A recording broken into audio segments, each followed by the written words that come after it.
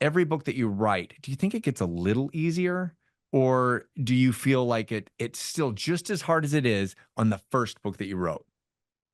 I think it's I think it's just as hard as it ever is because you are setting the bar for yourself higher every time.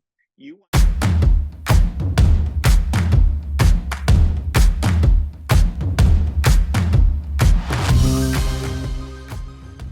Have you ever questioned being willing to give everything up and take a chance to follow your dreams? Today I'm talking with Boyd Morrison, a New York Times bestselling author, actor, and Jeopardy champion who knows all about going all in and to shoot for the stars. Despite receiving over 25 rejections for one of his first books, Boyd persevered, self-published, and turned those no's into eventual success. His story is a powerful reminder of the importance of surrounding yourself with the right people, staying positive, and believing failure is never final. Let's dive into an incredible conversation with my good friend and mentor, Boyd Morrison, where he shares how he navigated rejection and turned it into a thriving career. Okay, well, Boyd, thank you so much for coming on. This is amazing to me because you are not only a great friend of mine, but you're like a brother to me. And I've known you I was trying to think before you came on how long I've known you. I think it's 21 or 20 years. 22 years. Yeah. We met So it's in we met in 2004. okay. So it's 20 years. That's a long time. And I love it. Yeah.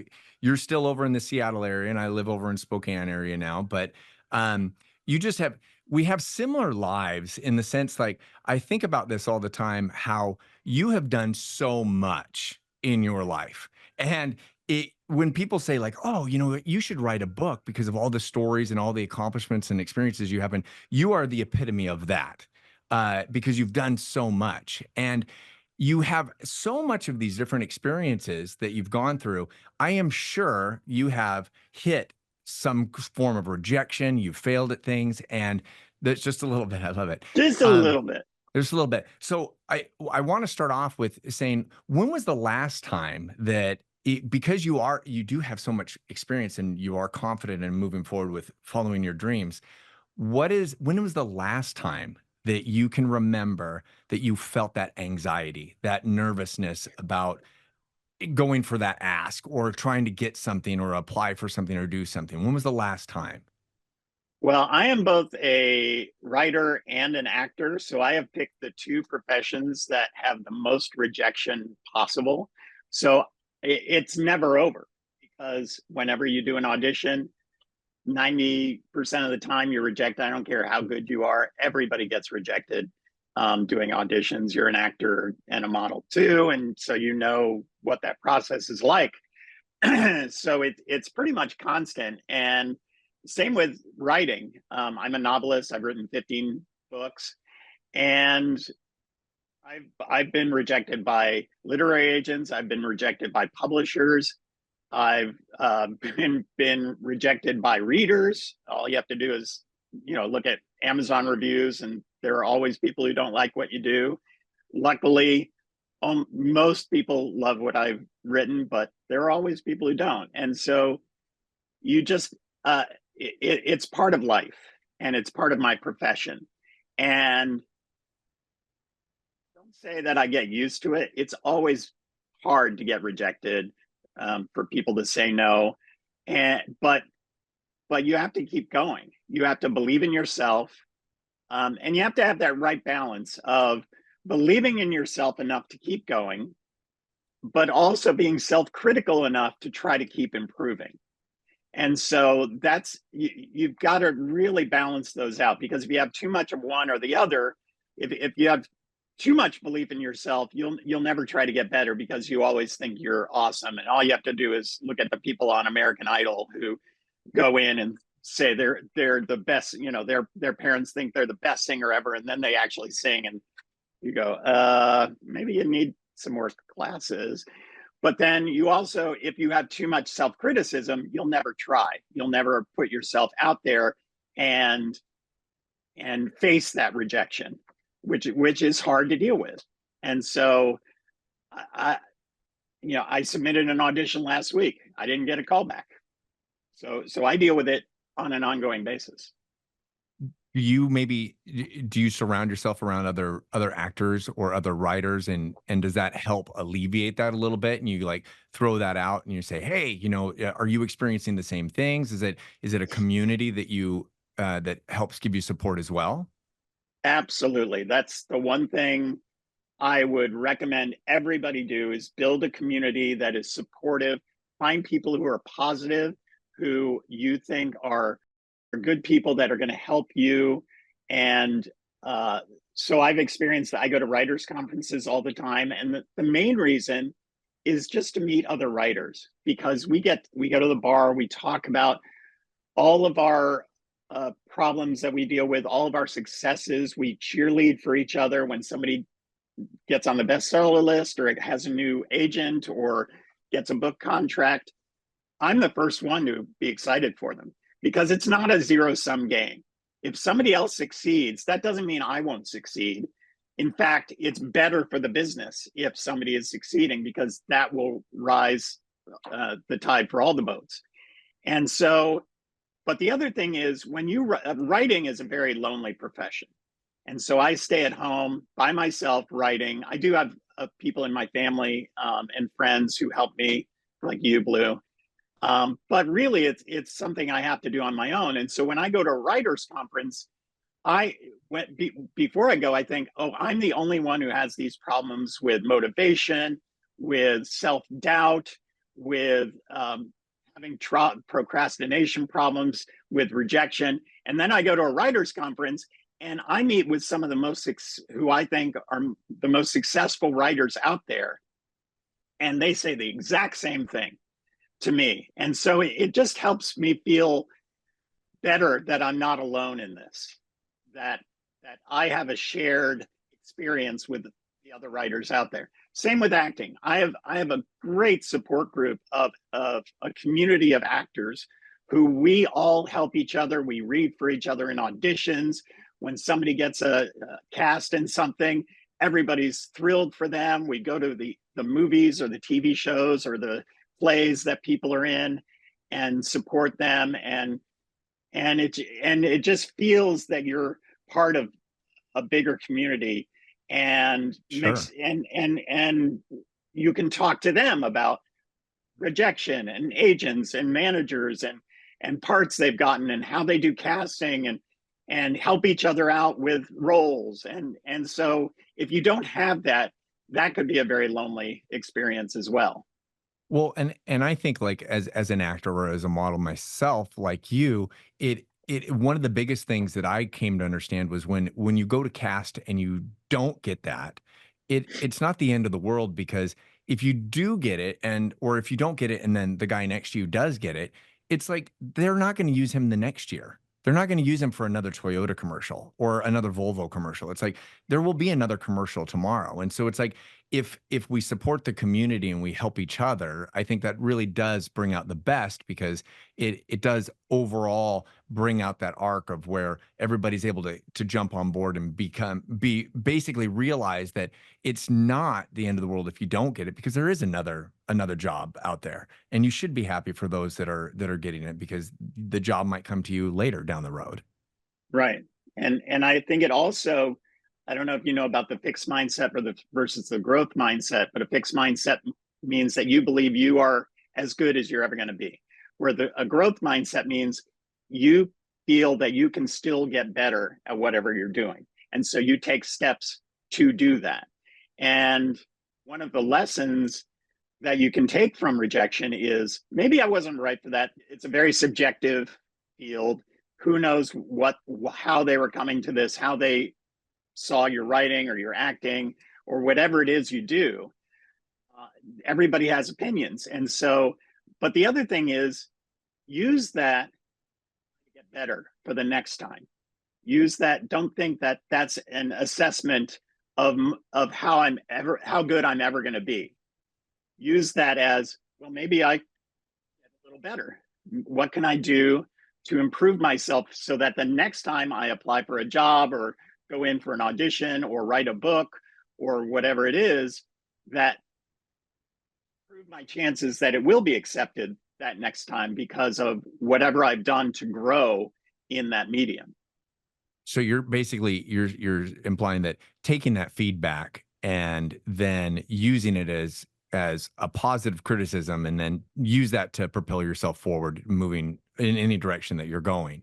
Um, I guess that I remember when I wrote The Sum of Four and I went through my first edits, you told me that when it came back to me with more red on it and it looked like a candy cane, that if the editor didn't understand it, my audience wouldn't understand it. And you asked me, do you want to be a writer or a wannabe writer? And I was like, well, I want to be a writer. And then you told me, hands down, you were like, then take what they said and fix it.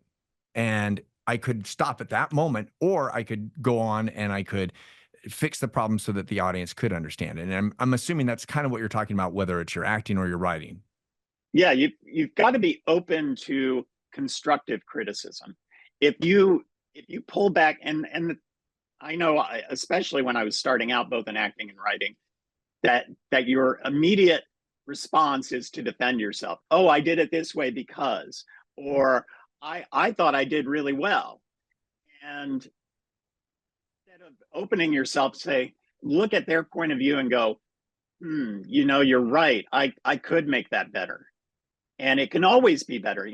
As the saying goes, for novels, a book is never finished, it's only abandoned, because it can always get better. You have to decide at some point it's good enough for whatever you're doing. But you have to believe that it can get better, instead of going with the attitude of, well, I did something great and you just don't understand it. And so I applaud you for being open to improving what you are doing, because what you want is, when the book is out there in the public, that they get what you're trying to say. And if it's confusing, or if the message is not getting across, you need to improve that message so that people get it. Absolutely. And one of the greatest things that especially in your books is, and you've mentioned this in the past, is that you look for plot holes in your books. And if you see a plot hole, you're like, well, that doesn't make sense to me. If I was reading Mm-hmm. this, that would not make sense. So I have to bring that reader along on that journey and be able to show them. And it's the same when you're doing things in life. It's like, if there's plot holes, you have to be able to fix those. And only people around you who can give you like a third party, unbiased point of view are some of the best times that you can see those plot holes, whether that is that positive criticism or the constructive criticism that you're getting back from that. Would you agree with that? Yeah, absolutely. You have to be open to that. And you you have to also balance that with the confidence of knowing what you're trying to get across. And so I get editorial notes from my publisher all the time to try to make my books better. And in fact, I just got some last week for my upcoming book that we're finishing up. And we thought the book that we turned in was great, but the editor came back with, this doesn't make sense and you can improve this, and I didn't understand this plot hole, and I think you could add some deeper characterization. And so, but she was right. But there have been times with books where the editor came back and made a suggestion, and I go, no, that is actually what I wanted to say in this book. And so I'm not going to take that suggestion, because I'm confident that that is the message I wanted to get across. That happens infrequently. 90% of the time, the editor is correct. And so I try to fix it or improve it the way I can. But you still have to have that confidence. So for instance, on the Sum of Four, you knew what you wanted to say. And so a lot of the editing feedback is about how to get that message honed as possible, so that you are getting that message out. But if somebody came in and said, I think you should change that message, maybe you would disagree and say, no, that's actually what I wanted to say. But how can I say it better so that people Sure. understand it? Yeah, I totally agree with that. Well, you mentioned confidence, and do you feel that confidence is a born trait, or do you think that that comes from experience? And I think that kind of ties into my next question for you about the imposter syndrome. Like when you first wrote your first book, like, did you think, oh, people aren't going to like my book? Like, what was that? What was that confidence journey that you gained? And then also, like, did you ever experience that imposter syndrome, or do you still do it? Because you had mentioned it going to the different events. You're like, oh, I think I'm the only person who's experiencing it. Maybe I'm not good enough. But then you see everybody else is experiencing it. I think there are very few writers that I've met that don't have some degree of imposter syndrome. Most of us, and again, I get this from talking to other writers when I go to conferences, and even best-selling authors who have sold tons of books, they often say, "I think, oh, I've skated by. They haven't figured out that I'm no good at this, but this 20th book that I'm writing. They're going to figure out that I don't know what I'm doing." And then, of course, it goes on to be a bestseller again. But there are very few people who don't have that feeling of, oh, I really don't know what I'm doing. Especially in the middle of writing a book takes 9 months to a year to write, usually, as you know. And there are definitely times in that long, lengthy process where you go, halfway through, I can't make this work. This is stupid. Nobody's going to get this. I can't figure this out. I can't figure out how to make the story work. I go through it every single book. I've written 15 books, and my wife will tell you that every single time, about halfway through the book, I'll just throw up my hands and go, I can't figure this out. This doesn't make sense.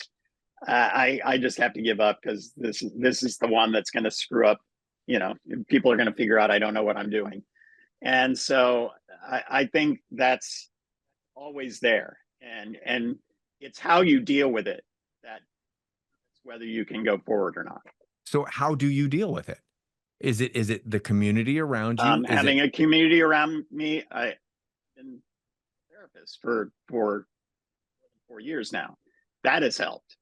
I've become much more open to criticism. In the beginning, when I would get feedback, I think, well, they think I'm terrible. sure? They think I don't know what I'm doing. Now, the way I look at it is they're helping me make this better, and it's only words on a page. I can fix it. It's not set in stone. I can always change it. There's nothing saying that this is the way it has to be. And same with acting. I've been going to an acting class for the last 4 years, and it's funny. I told a friend who's not an actor, oh, I went to this acting intensive for 4 days and in person, and they said, oh, so you're done. You know how to act now. I said, no, that's not how it works. I'm constantly in a state of figuring out how to do this. And so I would say going to classes or constantly practicing your craft, whatever that is there's no end point. I will be acting and writing the rest of my life. There is no point where I go, I am now finished. I'm done. I know how to act. I know how to write. This is easy now. There's no point where that will happen. I know that.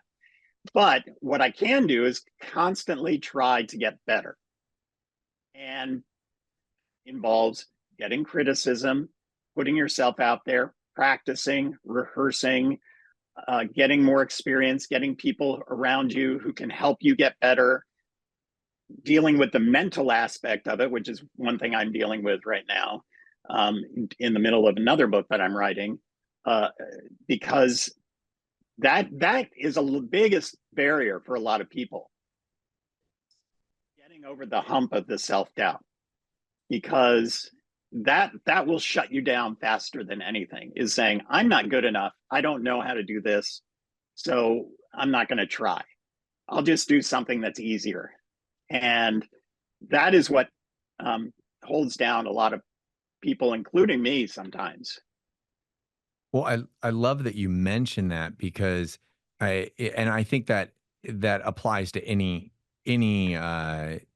job that you're in or anything that you're going after. It's like it's that self-improvement and being able to get up over that hump. I love that you mentioned, like, it, it's just the words that you've written down, right? And it's like Mhm. you can change it at any time. And I also love that you mentioned, like, you can't take it personally, really. If someone rejects you, you can't take it personally. It's like you have to take that, what that feedback is, and then start to apply it and to possibly improve what you're trying to go after, right? And if the self-doubt keeps coming, do you feel like confidence, every book that you write, do you think it gets a little easier?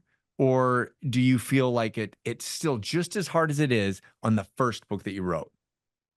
I think it's I think it's just as hard as it ever is, because you are setting the bar for yourself higher every time.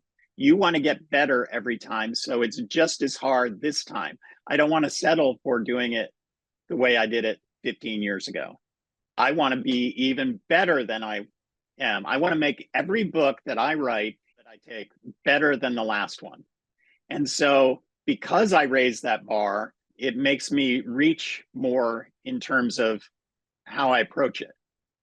Uh, and going back to something you were saying about, one thing I noticed when I was looking back as I was thinking about talking to you today, is there are times when I haven't applied myself and have applied myself, and it makes a huge difference. So the easiest example I can think of, when I went to college, I didn't really apply myself. I skipped class a lot. I didn't do a lot of the homework. I didn't study for the tests or spend a lot of time writing the papers.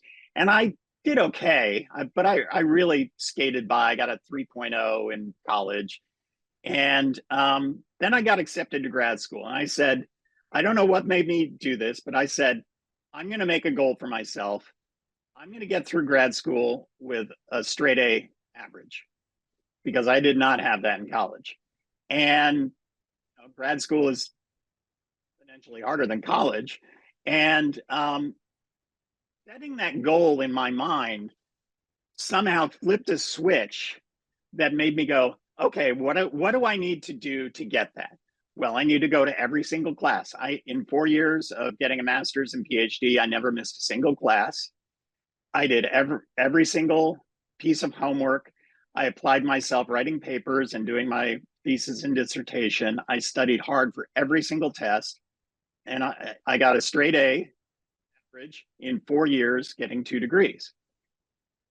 Totally different experience than in college.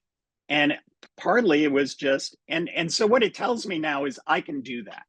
I can flip that switch and make that happen. But it requires a lot of work. It requires having a goal, I think, and it requires discipline. And that's the other thing with being a writer and an actor instead of being in business, which is what I was before, Mhm. and an engineer, is because you have to discipline yourself. Everything is, I do have deadlines on some books, but some books I write on spec. And you have to discipline yourself to do right as much as you can every day. To when you get an acting role or an audition, you have to spend time memorizing. You have to figure out how to do all of your self-tape setups for doing the audition. You have to figure out all the website stuff you need to do. And you have to prepare as in the craft of acting.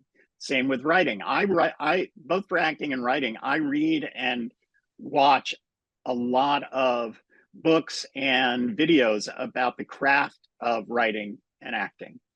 So I think about it on a meta level of what is it to be a good storyteller? What is it to be a good actor? How do the best actors and writers go about their business? And so I'm also thinking about it from that level as well. And so there's just a lot of work that goes into it.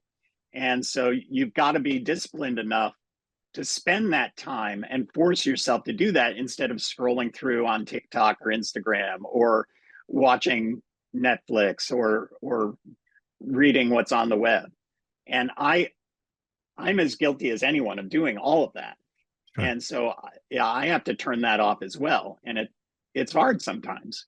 Well, and I think a lot of people will see you and they're like, oh, he's written 15 books. His life is great. But they don't realize all of that work and that sacrifice that you've actually put into doing that. And like all of the things you had to do for all those to click. Right. And um, it sounds to me like you setting that goal in advance and then basically reverse engineering how to get there. Mhm. Like whether that is okay, Yeah, I'm gonna you set out that roadmap, and then you have these little goalposts that you're gonna hit. As in, I'm gonna hit every class. I'm not gonna miss a class. I'm gonna study harder. I'm gonna put 5 hours in, and all of that sacrifice is what gets you to that achievement that you were doing, and to achieve the goal that you wanted to achieve, right?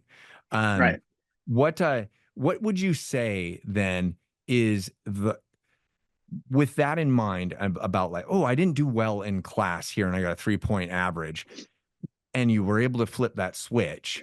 Um, what do you feel is the hardest no that you've ever experienced? The one that hurt the most? Well, I think that's pretty easy. That's so when I started writing books, I wrote 3 books, 3 novels before I ever got an agent. And I thought, okay, and so my third book, The Ark, was where I got my first literary agent. And I thought, oh, well, I have a literary agent now. It's going to be easy. I'm going to get published now and be a big bestseller. And, I'm on the fast track now. I had a big literary agent. She shopped it around to all the big publishers, and everybody said no. And they all said, I like the story, it's good, but whatever reason they couldn't publish it. I got what I call rave rejections. They said, oh, it's great, I love the characters, or I love the plotting, but it's just not a fit for us, or whatever excuse they gave. And I think we were rejected by at least 25 publishers. And I thought, well, that's the end. I can't do this. I was a shoe-in to get published once I got an agent. No, that's not how it works at all. And so uh, I thought, well, I guess I'll just have to write another book. To But it get was out there around to that get that time more, to have to one try more again, like experience. Okay. because the first 2 books I didn't even get an agent with. And so I thought it was around that time that the Kindle digital publishing platform came out. This is in 2009.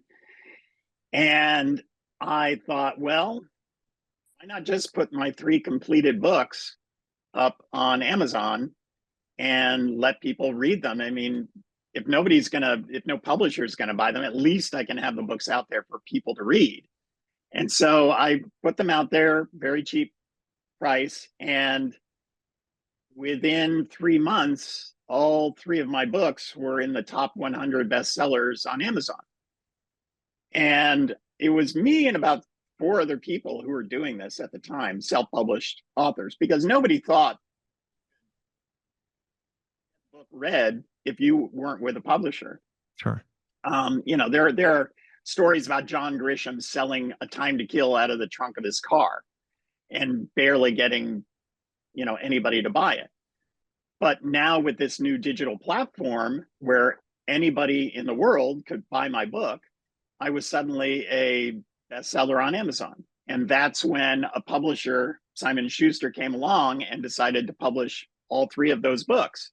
And so now they're all published in multiple languages. It wasn't because the books weren't any good. It was because I just didn't have that opportunity. And so, I know one of the things that you like to talk about, what does failure mean? To me, failure means giving up.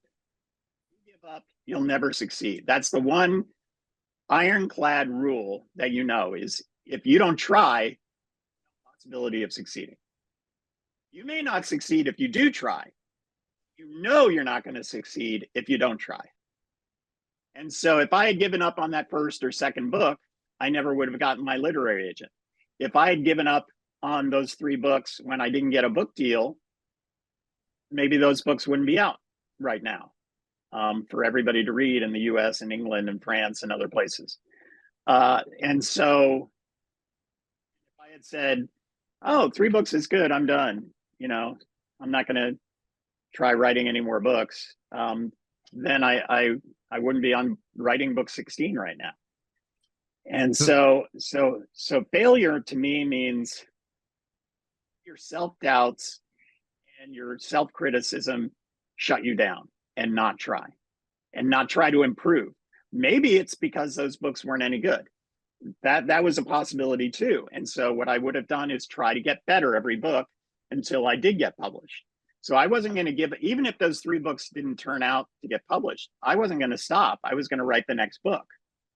And so that's what I tell people at writers' conferences. Sometimes I see people trying to pitch their books to agents at writers' conferences, and I see them 3 years in a row pitching the same book. And I say, no, that is not the way to do it. What you want to do is come back the next year with a new book, because 1, you're going to get better every time you write a new book, and 2, you never know which book is going to break out. And as for me, those first 2 books that I couldn't even get an agent with ended up getting published.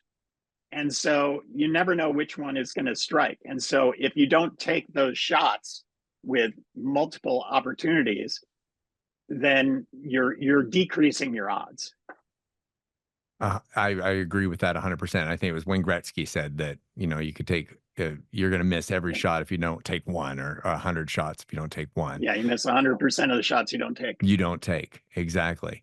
Well, it's interesting, like when you are rejected in those terms, it almost seems to me that it makes you stronger every time. That's what I'm hearing from you. Would you agree that you are who you are today because of your failures, because of being rejected, because of hearing no, and you've become successful because of all of those little things? They've actually improved your life and made you become better and smarter and more knowledgeable and experienced and skilled.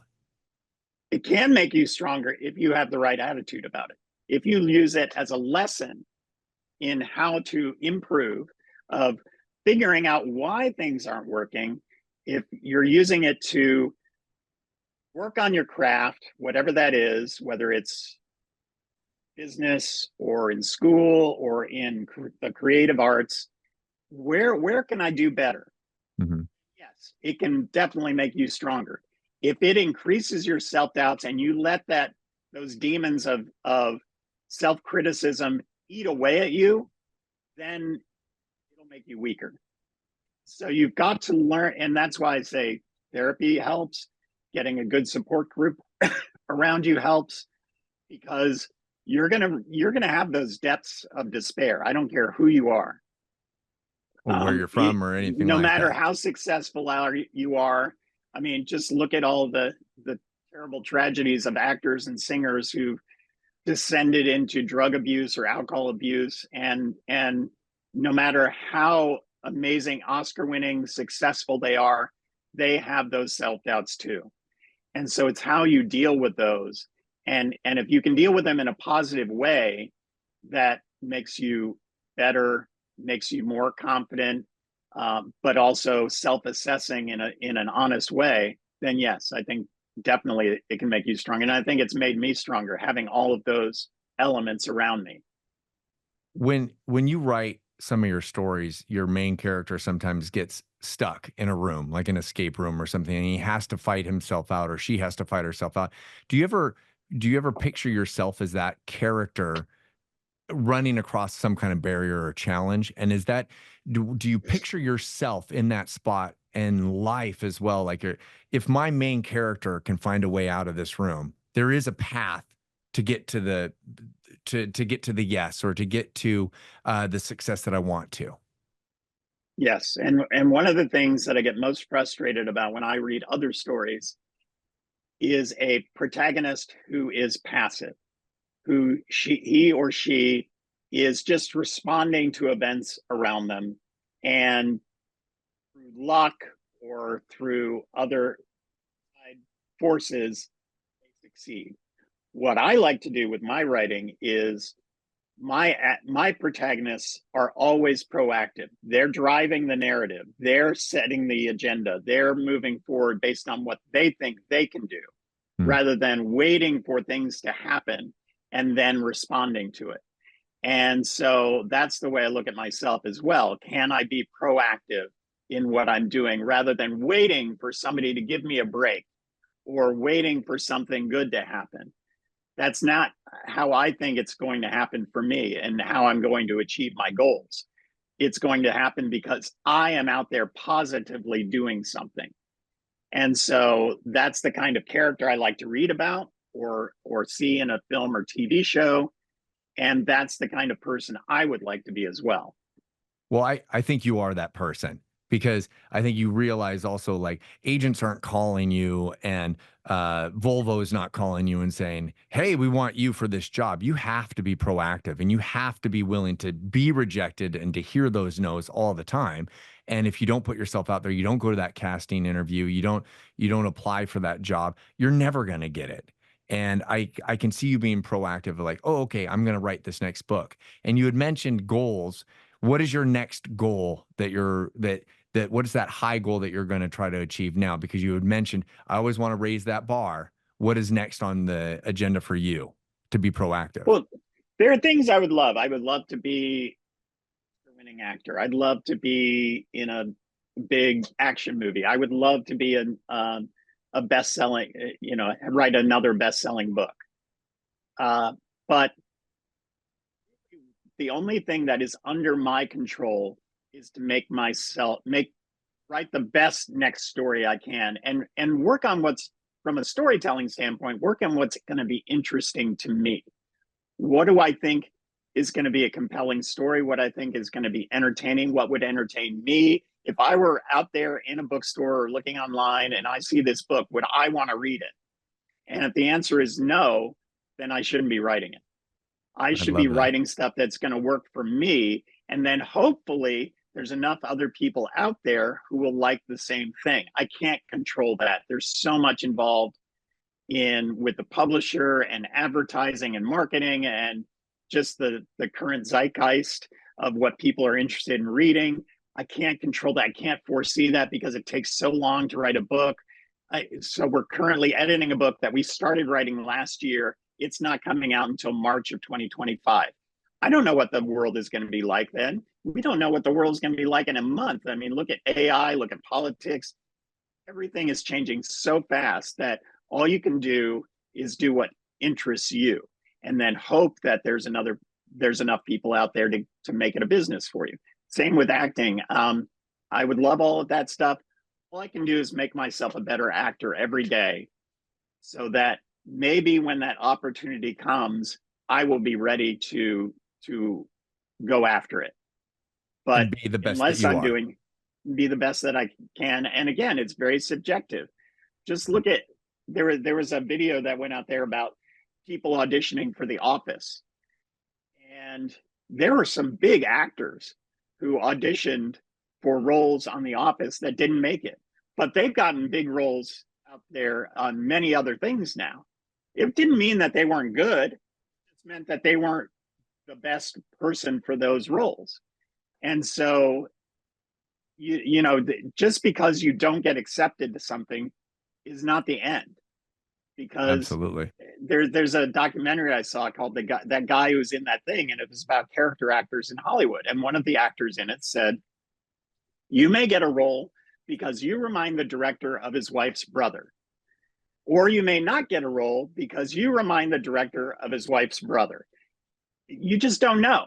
Yeah, And but if you don't put yourself out there, then you won't get that opportunity. absolutely. If if I was to ask you, for the audience and for our listeners today, what is the one main thing that you would tell them they should do right now to overcome that fear of being rejected, or how to navigate no? What is the one takeaway that you would want based on what we talked about today? What is that thing? Go find a community that is supportive, that will help you. That there are so many ups and downs in whatever business you're in, whether it's the creative arts or business or politics or school, that if you have a great support group around you, you can weather those storms. You can lean on those people, share your doubts and fears and joys and goals, and that is what's going to keep you going. But if you surround yourself with negativity, with people who say you can't do something, or who are not going to support you when the chips are down or when you succeed, that's equally important, then it's going to be a much bigger challenge for you to get to where you want to go. And if you were to put on an airplane and you had a banner and it could say one word or one theme, what would that word be for you to overcoming that rejection? Positivity. Staying positive. I love that. Staying And it's positive. true. Yeah. It absolutely is true. Um, I and I think that's in all things in life, right? It's like everybody sees your attitude first and foremost. They see that and they're like, "Well, this guy is definitely positive." And how do you stay optimistic even when you're dealt bad cards? And how you overcome that and how you navigate that to not take things personally, to see things objectively versus personally, I think are important. For our audience, where can they find you? What are you doing right now? Where can they find you? What platform can they find you online? They can find me on my webpage, which is boydmorrison.com. Boyd is my first name. And they can also find me on social media. I'm on Facebook and Instagram, Boyd Morrison Writer. And so you can just find me on there. And I love communicating with people in the business and fans or readers. And so, I'd love to hear from people. And you can find out all about my books on my website. Well, and I know you have a new book coming out in March, The White Fortress. Can you tell Yes. us a really quick little synopsis? Book in a series I'm writing with my sister, who is the head curator of manuscripts at the Getty. So she is a world expert on the Middle Ages. And we are writing a book about a couple in the 14th century. And they are adventure stories along the lines of Robin Hood, King Arthur, the Three Musketeers, lots of fun action. And you get to learn a little about the Middle Ages at the time. But it's really supposed to be they're adventure stories. The last book that came out in the fall of last year is The Last True Templar. And the next book is going to be The White Fortress, and that comes out March 2025. Well, I know from experience your books are very energetic, and it's like they draw you in, and you do a great job at that. And I think you talked a lot. You deep dived into so many different things about staying positive and taking that positive or that constructive criticism and using it to yourself, but then also to capitalize on a community around you that is a support system of great cheerleaders that are going to help you through this, and to understand that you're not alone in any adventure or journey that you're taking. You don't have to be alone, and you have to be proactive to create that. So I wish you the best luck, Boyd. Thank you so much for jumping on with us today and being a part of this. And I just wish you the best future of your 20th book coming. And I do want you on a big Hollywood thing, because I want to be invited to that down in Hollywood. Okay. Well, thanks, Blue. Thanks for having me. It was great to talk to you. Thank you so much, Boyd. All right. Have a wonderful time. Thank you so much for tuning in to this episode of Navigating No. I hope you found today's conversation just as inspiring and insightful as I did. Since this is a brand new podcast, we'd love your help to make it even better. So if you enjoyed this episode, we would love to hear your feedback. And if you think someone else could benefit from hearing it, please share it and help us spread optimism and positivity. We release a new interview every Monday, so don't forget to hit that subscribe button so you never miss an episode. Thanks for listening.